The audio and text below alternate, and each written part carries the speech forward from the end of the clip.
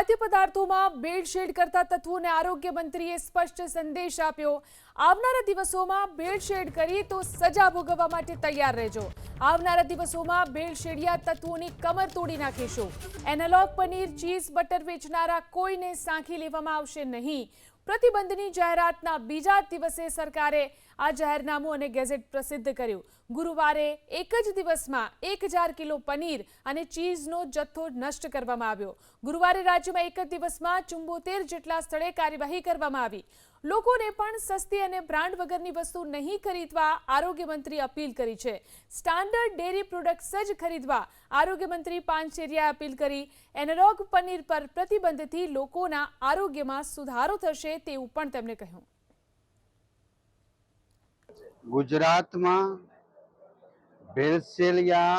ભેળસેળિયા માફિયાઓ ને સરકારે ખૂબ કડક સંદેશા સાથે પનીર, બટર, ચીઝ, એનાલોગ જે વેચતા હતા અને લોકોના હેલ્થ સાથે ચેડા કરતા હતા એમને સાંખી લેવાશે નહીં।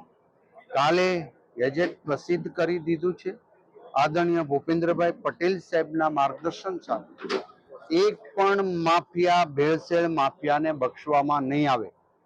સુધરી જાય અથવા તો સજા ભોગવવાની તૈયારી રાખે।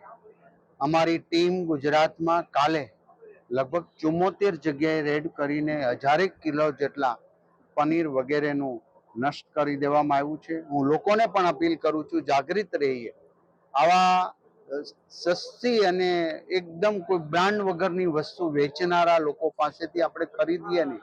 સ્ટાન્ડર્ડ ડેરી પ્રોડક્ટ્સ છે એમની પાસેથી જ આ વસ્તુ ખરીદીએ જેથી કરીને આપણે શુદ્ધ ખાઈ શકીએ।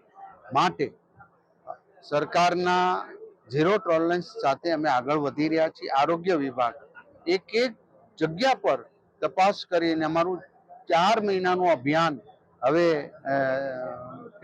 કહેવાય ગતિ પકડી છે અને આ ભેળસેળિયાઓના કમર તોડી નાખીશું, એમને હંમેશના માટે બંધ કરીશું।